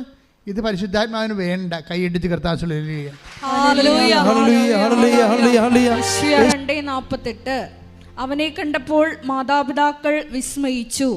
അവൻ്റെ അമ്മ അവനോട് പറഞ്ഞു, മകനെ, നീ ഞങ്ങളോട് ഇങ്ങനെ ചെയ്തതെന്ത്? നിന്റെ പിതാവും ഞാനും ഉത്കണ്ഠയോടെ നിന്നെ അന്വേഷിക്കുകയായിരുന്നു. അവൻ അവരോട് ചോദിച്ചു, നിങ്ങൾ എന്തിനാണ് എന്നെ അന്വേഷിച്ചത്? ഞാൻ എൻ്റെ പിതാവിൻ്റെ കാര്യങ്ങളിൽ വ്യാപൃതനായിരിക്കേണ്ടതാണെന്ന് നിങ്ങൾ അറിയുന്നില്ലേ? അടുത്ത വചനം. അവൻ തങ്ങളോട് പറഞ്ഞത് എന്തെന്ന് അവർ ഗ്രഹിച്ചില്ല. പിന്നെ അവൻ അവരോടൊപ്പം പുറപ്പെട്ട് നസ്രത്തിൽ വന്ന് അവർക്ക് വിധേയനായി ജീവിച്ചു. അവൻ്റെ അമ്മ ഇക്കാര്യങ്ങളെല്ലാം ഹൃദയത്തിൽ സംഗ്രഹിച്ചു. അപ്പോൾ അവൻ പറഞ്ഞത് എന്താണെന്ന് അവൾ ഗ്രഹിച്ചില്ല. ദൈവത്തിൻ്റെ ഭാഗത്തുനിന്ന് എന്താണ് ഇപ്പം ഇങ്ങനെ സംഭവിക്കണതിൻ്റെ പൊരുൾ എന്താണെന്ന് ചില സമയത്ത് നമുക്ക് ഗ്രഹിക്കാൻ പറ്റത്തില്ല. മനസ്സിലായില്ലേ? ദൈവം എന്താ ഇപ്പം ഇങ്ങനെ ചെയ്തതെന്ന് നമുക്കറിയത്തില്ല. അങ്ങനെ വരുമ്പോൾ നിങ്ങൾ ഉള്ള വിശ്വാസം കളയുകയല്ല ചെയ്യേണ്ടത്, ഹൃദയത്തിൽ സംഗ്രഹിക്കുകയാണ് ചെയ്യേണ്ടത്. മനസ്സിലായില്ലേ? അതാണ് ആധ്യാത്മിക നടപടി എന്ന് പറയണത്. അപ്പോൾ എന്താണ്? അവിടുന്ന് നിങ്ങളുടെ മേൽ നുകം വെക്കുമ്പോൾ നിങ്ങൾ ഏകനായിരിക്കണം. പിന്നെ എന്താണ് കാര്യം? ഇത് ആവശ്യമില്ലാത്ത പാട്ടിക്കൊണ്ട് ഷെയർ ചെയ്യേണ്ട കാര്യമില്ല. ഏകനായിരിക്കുന്ന അർത്ഥം എന്താ? ദൈവത്തോടു കൂടി ആയിരിക്കണം എന്നതിൻ്റെ അർത്ഥം. അമ്മ അതാണ് ചെയ്യണത്. ഹൃദയത്തിൽ സംഗ്രഹിക്കുക എന്ന് വെച്ച് കഴിഞ്ഞാൽ ഹൃദയത്തിലിരിക്കുന്നത് ആരാണ്? ദൈവമല്ലേ. ദൈവത്തെ സംഗ്രഹിച്ചെന്നായി പറയണത്, മനസ്സിലായില്ലേ? അതുപോലൊരു ടൈമാണ് ഗ്രേസ് ടാപ്പിംഗ് ടൈം എന്ന് പറയണത്. ദൈവത്തിൻ്റെ ശക്തി സംഭരിക്കുന്ന സമയം, അത് സഹനത്തിൻ്റെ സമയമാണ്. ഇപ്പം ഞാൻ ഉടമ്പടി എടുത്തതാണല്ല, ഞാൻ ഉപവസിച്ചാണല്ല, ഞാൻ പത്രം കൊണ്ടുപോയി കൊടുത്താണല്ല, ഞാൻ പൊതിച്ചോറ് കൊടുത്താണല്ല, ഞാൻ വസ്ത്രം കൊടുത്താണല്ല. മിണ്ടിപ്പോരുത്, മിണ്ടരുത്. കാര്യം ഇപ്പോഴും ഇവളെന്താ സംഭവിച്ചിരിക്കണത്? അവൾ നല്ല ആഴമുള്ള കുട്ടിയാണ്.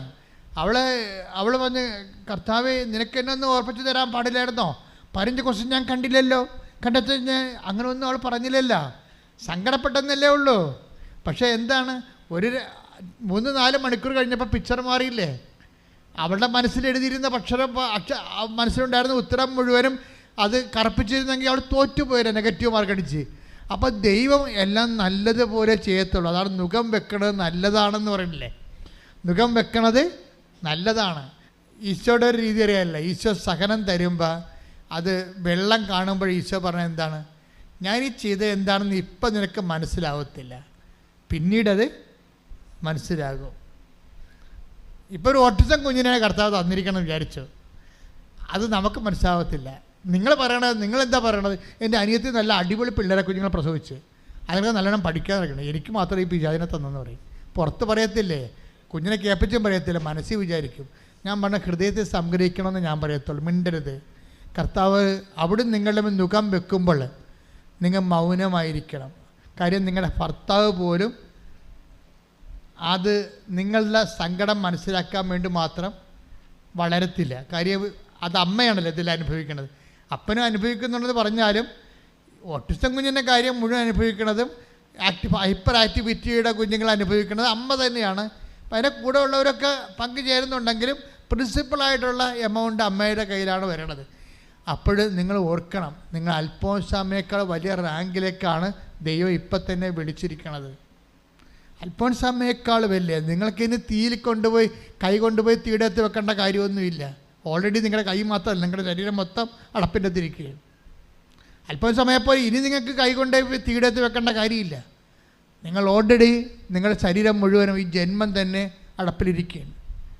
അങ്ങനെ വരുമ്പോൾ ഈ ചെയ്തത് എന്താണെന്ന് ഇപ്പം നിങ്ങൾക്ക് മനസ്സിലാവത്തില്ല, പിന്നീട് മനസ്സിലാകും. അമ്മ നമുക്ക് നൽകുന്ന കൃപയ്ക്ക് മേൽകൃപയാണിത്. ഇത് നിങ്ങൾ പ്രാർത്ഥിക്കേണ്ട ഇത്രയേ ഉള്ളൂ, ഈ കുഞ്ഞിനെ പോറ്റി വളർത്താൻ, ദൈവം ആഗ്രഹിക്കുന്ന അത്രയും വളർത്താൻ എനിക്ക് അഭിഷേകം തരണമേ. ക്ലേശങ്ങളുള്ളവരെല്ലാം പ്രാർത്ഥിക്കുക, രോഗങ്ങളുള്ളവരെല്ലാം പ്രാർത്ഥിക്കുക, വേദന അനുഭവിക്കുന്നതെല്ലാം പ്രാർത്ഥിക്കുക, അച്ഛനോട് ചേർന്ന് പ്രാർത്ഥിക്കുക. അമ്മേ പരിശുദ്ധ അമ്മേ, അമ്മേ പരിശുദ്ധ അമ്മേ, ക്രിസ്തുവിന്റെ കുരിശിന്റെ ഭാഗമായി ക്രിസ്തുവിന്റെ കുരിശിന്റെ ഭാഗമായി എന്റെ ജീവിതത്തിലെ അന്നു വേണ്ട ആഹാരം പോലെ വേണ്ടുന്ന ആഹാരം പോലെ ഞാനിന്ന് അനുഭവിക്കുന്ന ക്ലേശങ്ങളുടെ മേൽ ക്ലേശങ്ങള്, ഞാനിന്ന് അനുഭവിക്കുന്ന ക്ലേശങ്ങളുടെ മേലുള്ള ക്ലേശങ്ങൾ കൃപയുടെ മേൽ കൃപയായി, കൃപയുടെ മേൽ കൃപയായി എന്നെ ദൈവം വിളിച്ചതിന്റെ ദൈവസ്നേഹമായി അനുഭവിച്ച അഭിഷേകം പ്രാപിക്കാൻ ആത്മജ്ഞാനം നൽകണമേ, എനിക്ക് ആത്മജ്ഞാനം നൽകണമേ. ശ്രദ്ധിക്കട്ടെ. എൻ്റെ പ്രിയപ്പെട്ടവരെ, നമ്മൾ കഴിഞ്ഞ ആഴ്ചയിൽ കണ്ടതും, കഴിഞ്ഞ ആഴ്ചയിൽ നിങ്ങൾ യൂട്യൂബിൽ ധ്യാനം കൂടിയുള്ള കൈപൊക്കുക. അയ്യോ ഇത്രയും വരെയുള്ളൂ യൂട്യൂബിൽ കൂടിയത്? നിങ്ങൾ സ്ഥിരയുടെ വന്ന് കൂടുന്നവരാണ്. എൻ്റെ മക്കളെ, നിങ്ങളിവിടെ കൂടിയാൽ യൂട്യൂബിൽ ഒരു പ്രാവശ്യം കൂടി കൂടിയിട്ട് അതിൻ്റെ അന്തസത്ത നിങ്ങളെ മനസ്സിലാക്കിയെടുക്കണം. കാര്യം അത് നമ്മൾ ധ്യാനം കൂടാൻ വചനം കേൾക്കുകയല്ല, ഉടമ്പടിയിൽ ഉയരുകയാണ് നമ്മൾ ചെയ്യണത്. ഉടമ്പടിയുടെ ആഴങ്ങളിലേക്ക് ആഴപ്പെടുകയാണ് നമ്മൾ ഈ ധ്യാനത്തിലൂടെ നമ്മൾ ചെയ്യുന്നത്. കാര്യം ഈ ധ്യാനം ഇവിടെ മാത്രമേ ലോകത്ത് നമുക്ക് കിട്ടത്തുള്ളൂ. അപ്പം അതുകൊണ്ട് അച്ഛനാണെങ്കിൽ ധ്യാനിപ്പിക്കാൻ വേണ്ടിയോ ധ്യാനിപ്പിക്കുകയോ കൊച്ചു കഥ പറയാൻ വേണ്ടി കഥ പറയുകയോ ഒന്നും നമ്മൾ ഒരു കാലത്തും ചെയ്തിട്ടില്ല. എല്ലാം കർത്താവിന് വേണ്ടി മാത്രം വാദിക്കുകയാണ്. നിങ്ങളുടെ ജീവിതം എടുത്ത് ദൈവത്തിന് അവിടെ ഒരു സ്ഥാനം കിട്ടി നിങ്ങൾ ദൈവത്തിൽ ഉയർന്നു വരാൻ വേണ്ടി ഉള്ള ഇറ്റുനോവ് മാത്രമാണ് നമ്മുടെ ധ്യാനങ്ങളാണ്. അപ്പം അതുകൊണ്ട് എൻ്റെ മക്കൾ ചെയ്യേണ്ടത്, സമയം കിട്ടുമ്പോൾ, ഇപ്പോൾ ഒത്തിരി പേര് ധ്യാനം കൂടുന്നുണ്ട്, അവർ സാക്ഷ്യം പറയുമ്പോഴൊക്കെ അത് പറയുന്നുണ്ട്, എങ്കിലും നിങ്ങൾ ആഴമുള്ള ഇരുത്തം വന്ന സുവിശേഷത്തിൻ്റെ സന്തോഷമുള്ള സാക്ഷികളായി വളരണം. ഈ കാലഘട്ടങ്ങളിൽ ഏറ്റവും വലിയ പ്രശ്നം വെച്ച് കഴിഞ്ഞാൽ മനുഷ്യൻ്റെ സന്തോഷം ഭൗതിക ആനുകൂല്യങ്ങൾ ലഭിക്കുന്നതിന് അടിസ്ഥാനം. ഇപ്പോൾ ചില ബർത്ത്ഡേയൊക്കെ വിഷ് ചെയ്യുമ്പോൾ ഭർത്താവ് ഭാര്യ ഭർത്താവിനെന്നും പ്രതീക്ഷിക്കുന്നത് എന്താണ്? സർപ്രൈസ്. എന്ത് സർപ്രൈസ്? ഇങ്ങനെ സർപ്രൈസ് അടിച്ച് നിങ്ങളെല്ലാം ഞരമ്പ് രോഗികളായിപ്പോയില്ലേ? എൻ്റെ മക്കളെ, നമ്മളെ സംബന്ധിച്ചിടത്തോളം ഇങ്ങനെ സർപ്രൈസിന് മാത്രം നമ്മുടെ ജീവിതം ഇങ്ങനെ എക്സ്പെക്റ്റ് ചെയ്യണ പോലെ ഇങ്ങനെ തുറന്ന് വെച്ചാൽ ഉള്ള അവസ്ഥ എന്താണ്? നമ്മൾ ഒരിക്കലും ദൈവത്തെ വളരത്തില്ല. ദൈവത്തിൽ നിന്ന് നമുക്ക് സർപ്രൈസ് അല്ല ലഭിക്കണത്. ഇപ്പോൾ എന്താ പ്രശ്നം? ആൾക്കാരുടെ ഇങ്ങനെ ട്യൂൺ ചെയ്ത് പ്രൈസ് മെക്കാനിസം പോലെ സർപ്രൈസിന് വേണ്ടി ആൾക്കാർ ഇങ്ങനെ എക്സ്പെക്റ്റേറ്റീവ് ആയിട്ട് ഇങ്ങനെ ആൾക്കാരെ ട്യൂൺ ചെയ്തിരിക്കുകയാണ്. ഈ പണ്ടാരത്തിന് നമ്മൾ ഒരു കാലത്ത് ആധ്യാത്മികം വളർത്താൻ ഭയങ്കര പാടായിരിക്കും, ഭയങ്കര കഷ്ടപ്പാടായിരിക്കും. കാര്യം ഇതിനെ ട്യൂൺ ചെയ്തിരിക്കണത്, ഇതിനെ ഒന്ന് ഇങ്ങനെ ഇളിച്ച് കാണിക്കണമെന്നുണ്ടെങ്കിൽ സർപ്രൈസ് കൊടുക്കണം. എൻ്റെ അമ്മ എന്ത് കഷ്ടമാണ്! ഇതിൻ്റെ മുഖം ഒന്ന് തെളിയണമെങ്കിൽ നമ്മൾ സർപ്രൈസ് കൊടുക്കണം. ഓരോ ഭർത്താക്കന്മാരൊക്കെ എന്തെല്ലാം സർപ്രൈസ് കൊടുക്കാൻ വേണ്ടി മാവേവേര് കെട്ടി തൂങ്ങുന്നുണ്ട്. അപ്പോൾ അതിൻ്റെ മക്കളെ, സർപ്രൈസ് വേണ്ട നമുക്ക്.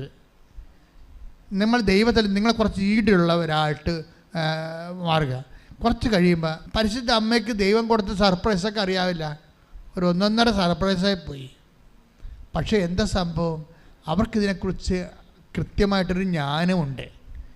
ഇതെല്ലാം കൃപയ്ക്കുമേൽ കൃപ അവരെ വർദ്ധിപ്പിച്ചെടുത്തിട്ട് നിത്യതയിൽ അവരെ ഇങ്ങനെ ഭൂസ്വലോരാജ്ഞിയായി മുട്ടിത്തിരിപ്പിക്കുന്ന ഒരു സർപ്രൈസ് ഉണ്ട്. ഇത് വല്ലാത്ത സർപ്രൈസാണ്, സ്വർഗത്തിൻ്റെ സർപ്രൈസ്. ഒരു വിശ്വാസിയുടെ ലക്ഷ്യം സ്വർഗത്തിൻ്റെ സർപ്രൈസ് ആയിരിക്കണം, അല്ലാതെ കാലത്തിൻ്റെ ലോകത്തിൻ്റെ വല്ല. കൈയിടിച്ച്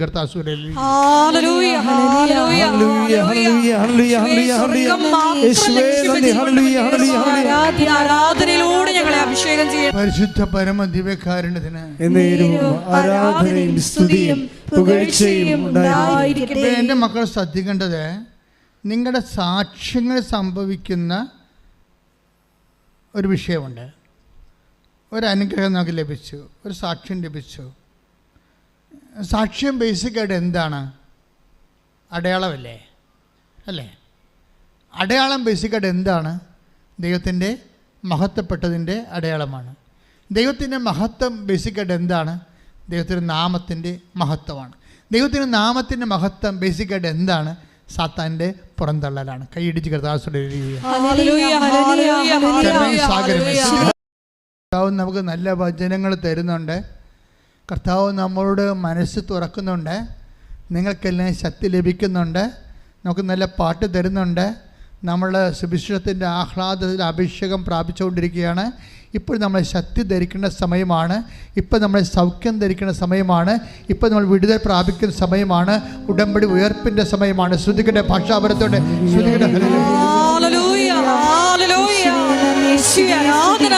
ഞങ്ങളെ അഭിഷേകത്താൽ നിറയ്ക്കുന്നതിന്, ശക്തിപ്പെടുത്തുന്നതിന് നന്ദി പറയുന്നു. ഈ മേഘത്തിൻ തണലരളി എന്നൊക്കെ പറയുമ്പോഴല്ലോ, എനിക്ക് ഈ പഴയ നിയമത്തിൻ്റെ ഭാഗങ്ങളൊക്കെ നമ്മുടെ പിതാക്കന്മാരെ ചെങ്കടൽ പിളർത്തി മേഘത്തിൻ്റെ തണലായി, മേഘത്തിൻ്റെ തണൽ ചൂടി പകലും രാത്രി തൂത്തൂണിൻ്റെ വെളിച്ചം കാണിച്ച് രാത്രിയും നയിച്ച ദൈവത്തിൻ്റെ കാരുണ്യമൊക്കെ ഓർത്താലേ ഒരു ജന്മം നമ്മൾ ഇരുന്ന് കരഞ്ഞു പോകും. അത്രയും ദൈവസ്നേഹമാണ് പഴയ നിയമത്തിൽ നിന്നുള്ളത്. അതിൻ്റെ ഏറ്റവും ശക്തമായ രീതിയിലാണ് ദൈവം നേരിട്ട് മനുഷ്യനെ മാംസമായി നമ്മുടെ ഇടയിൽ വന്നുകൊണ്ട് ഈ കരുണ നമുക്ക് ചൊരിയണ ഒരു കാലമാണ് യേശുക്രിസ്തുവിൽ നമ്മൾ ജീവിച്ച് തീർക്കുന്നത്. കൈ അടിച്ചുകൊണ്ടും ചിരിച്ച് സന്തോഷിച്ചുകൊണ്ട് വിവേചിച്ച് മനസ്സിലാക്കണം. എന്നിട്ട് കർത്താവിൻ്റെ ഉള്ളിൽ ആന്തരികമായിട്ട് സ്തുതിച്ച് കർത്താവിൽ സന്തോഷിക്കണം. കാര്യങ്ങളാണ് നിങ്ങളെ ബലപ്പെടുത്തുന്ന സമയമാണത്. മുഖം വെക്കുമ്പോഴേ നിങ്ങൾ മൗനമായിരുന്നാൽ മതിയെന്ന് പറയുമ്പോഴേ മുഖം വെക്കുക എന്ന് വെച്ചാൽ നിങ്ങളെ ബലപ്പെടുത്തുക എന്നാണ് എൻ്റെ അർത്ഥം.